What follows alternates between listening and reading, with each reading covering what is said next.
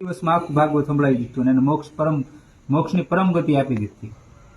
આપણે કેટલી વાર સાંભળ્યું થઈ ગયો મોક્ષ કોઈનો નથી થયો. એનું કારણ છે સુખદેવજી જેવા શ્રોતા નથી અને પરીક્ષિત જેવા સુખદેવજી જેવા વક્તા નથી અને પરીક્ષિત જેવા શ્રોતા નથી.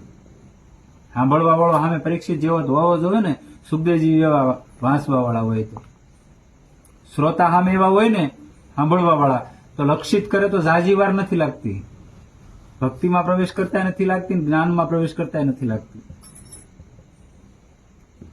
પણ તમારું પેલા કે ને કે જમીન તૈયાર હોય, તમે ઘઉં સાટો કે કોઈ પણ બાજરી વાવો, જમીનનું પડું તૈયાર કરેલું હોય તો વાર લાગે નથી લાગતી. પણ તમારે નવેસરથી જ ખેડવાનું હોય તો વાર લાગે ને. એમ તમારો પૃષ્ઠભાગ છે તૈયાર હોય, પૂર્વે ખેતી તૈયાર કરેલી છે તો કોઈ તકલીફ નથી, તરત એમાં અસર પડે છે, તરત એ સંસ્કાર બેહી જાય છે. પણ હવે તમારે નવેસરથી સફાઈ જ કરવાની છે તો થોડું ઘણું સાધન ભજન કરવું પડશે. અનંત જન્મોના કર્મો છે એને ભગવાન નામ દ્વારા એનો ધ્વંસ કરવો પડશે, ત્યારે ઉજાસ થાય છે. દીપક તમે રૂમ હોય હજારો વર્ષોથી એક રૂમ પેક છે, એ રૂમની અંદર અંધારું 1000 વર્ષ થશે. તમે એનો દરવાજો ખોલ્યો અંદર દીપક પ્રજ્વલિત કર્યો તો અંધારું ના પાડશે હું નહીં જાઉં 1000 વર્ષ થાય રહું એમ કે નહીં કે ને, વયું જાય. કેમ કે દીપકનું પ્રાગટ્ય છું એટલે એને વયું જ જવું પડે, પ્રકાશ આવ્યો એટલે. એમ અનંત જન્મોના કર્મોનો જથ્થો અંદર પીડ્યો છે.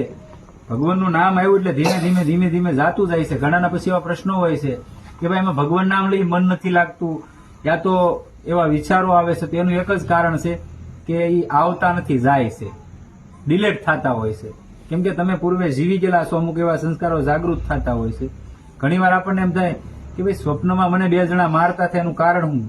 ઘણીવાર એવા ભોગો આવતા હોય છે કે સ્વપ્નમાં એ ભોગ તમને પરમાત્મા ભોગવાવી લેતો હોય છે. તમારું સાધન એવું પરિબળ વાળું હોય કે ભાઈ અત્યારે હાલમાં ને હું ભોગ આપીશ તો આ માણસ તકલીફ થઈ જાય, આ તો સાધન પરાયણ છે, આ ભોગ આને કોઈ કામનો છે નહીં, તો એ તમને સ્વપ્નમાં ભોગવાવી લેતો હોય છે. ઘણીવાર તમને સ્વપ્નમાં 7-8 જણા ટોસી નાખે, જાગો ત્યાં હું ખાટલામાં હતો. એટલે આવા ભોગો ઘણીવાર હોય છે અને એને લીધે તમારું પ્રારબ્ધ પૂરું થતું હોય છે.